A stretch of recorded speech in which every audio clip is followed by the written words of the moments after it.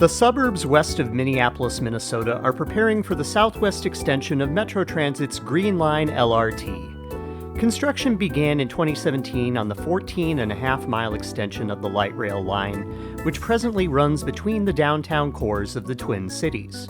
16 new stations are under construction as part of the most expensive public works project in Minnesota history. So, as of fall 2023, where's the project at? Let's jam on that today.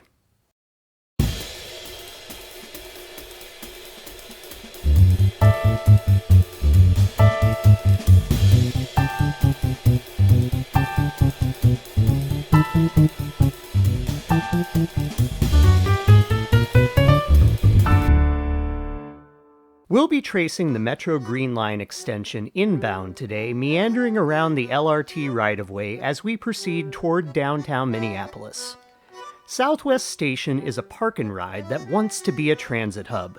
By opening day of the LRT extension, this ramp will contain close to 1,400 spaces for commuters. Under construction, the LRT platforms weren't accessible for footage. Suffice to say, the ramp is becoming more like the Metro Red Line BRT designed passenger waiting spaces and the Burnsville Transit Center that it was designed upon.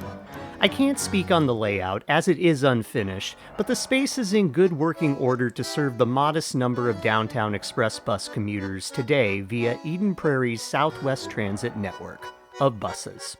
Outside the ramp, retail development is already nearing peak on this prime bit of small real estate. Coffee in the morning and take-and-bake pizzas upon stepping off the train. Let's hope Southwest Transit sees some effective local bus route expansion once the train gets running, so these parking spots aren't the primary way people get to and from the station.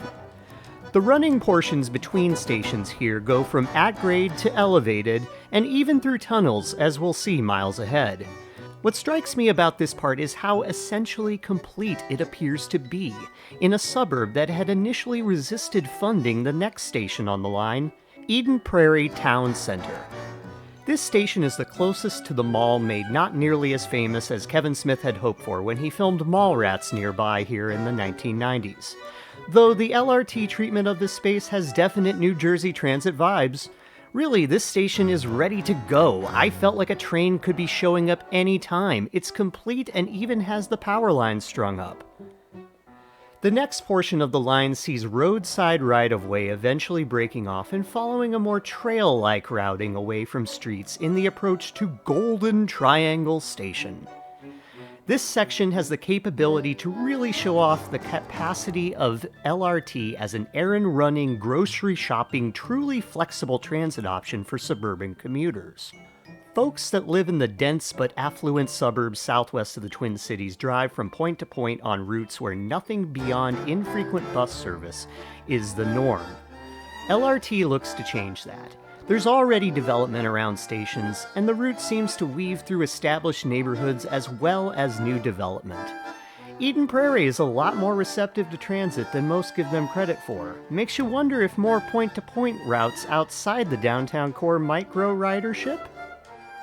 City West was an existing development into which the Green Line is shoehorned. The station sits on a picturesque northeast corner of a corporate backyard open space.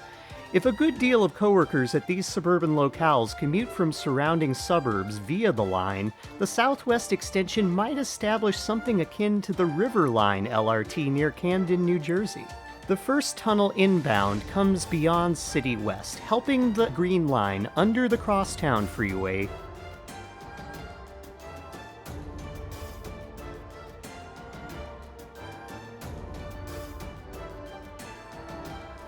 generally following a route along but a ways east of Shady Oak Road. Opus is the next station. I'm not really about corporate station names, but this oddly titled station sits within the weirdest network of one-way traffic operation that I have ever experienced. It's as if a roundabout became an entire village. You go in and can only keep going forward or turn. There's no opposing traffic. Such is Minnetonka, making it seem like the LRT might be the relaxing transportation option needed around here. Again, good connections to be made here in this community exist. These stations seem to have the uniformity established by the Green Line's urban portion. They appear to be standard platforms, accessible with platforms elevated to train level and no need for stairs at boarding. The line turns northeast to follow a historic freight rail corridor along Excelsior Boulevard, though this section has stations embedded within all manner of suburban settings. The trains are going to be close to businesses big and small, small old houses in delicate neighborhoods, as well as new uniform condos with vaguely hip names on former empty lots. Hopkins is the point where Metro Transit takes over most bus routes around the line, and suburban agencies yield.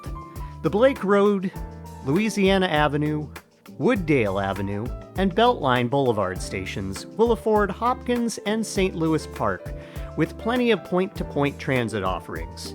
This highly integrated corridor is not as focused on parking around stations, and is set along established bike and pedestrian trails.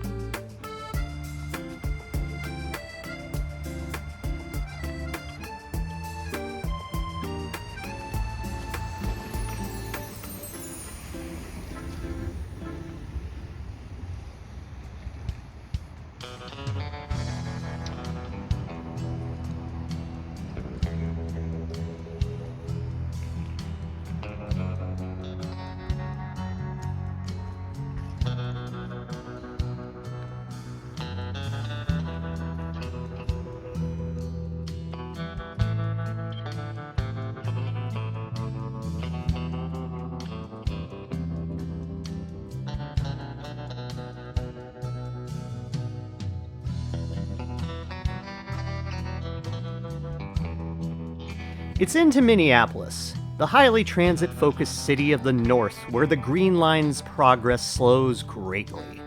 Due to complications arising from soil composition, the line along the Kenilworth freight corridor is much further behind than its suburban counterparts. There's also the condominium that has brought forward claims of damage from tunneling along the right-of-way shared with the Twin Cities and Western Freight Railroad. This segment is to be a combination of LRT, heavy freight, and trails through a highly affluent urban enclave. It's unsurprising that Kenilworth is lagging, but had the alternative alignment via the Midtown Greenway Trench been chosen instead, we'd likely have the same protraction of the line's opening date, just in a less woodsy setting. Had this line been considered in a setting around Chicago, there's little doubt to me that it would be commuter rail. But the Twin Cities sought to bring the suburbs closer into its transit world with the SouthWest extension by taking a route that kept urban running portions isolated to the stretch of the line already established in the Green Line through St. Paul. This end of the Green Line will be a more commuter-driven option that affords suburban riders a way downtown, but potentially also a good network of ways to get around their bedroom communities and get their errands done car-free. The stations running into the west side of Minneapolis seem to have come to fruition before their surrounding industrial neighborhoods have been fully realized in redevelopment to match the character of the rest of the extension. This side of town is known for blight, and a lot of social organizations have roots out here, meaning that the line suddenly gets into the city. Intermingling suburban and urban ridership is quite the taboo in Minnesota transit planning. Though, as such, I'm less inclined to believe in such outdated social theories. Metro Transit has some work to do on securing its network and cleaning up its image with riders who don't want cigarette smoke in their train cars, as well as disruptive ridership making transit an at times uncomfortable option for those that already loathe making bus transfers. This entire line makes sense in theory, much more so as realized in its suburban development. It brings the suburbs into the next level of transit options, but in a more presently modern way than has yet been established in other projects. I'm good on Kenilworth being done right, but I'm also impatient to ride LRT in suburban Minnesota. With a planned opening date sometime in 2027, this project deserves to be run as professionally as it has been carefully planned. Let's hope Metro Transit keeps thinking boldly as the suburban development has gone thus far. That's where Metro Green Line's SouthWest LRT extension is at as of fall 2023. Subscribe for more updates and let me know your thoughts in the comments. Thanks for watching. I'll see you next time. Where should we put this train station? Car dealership.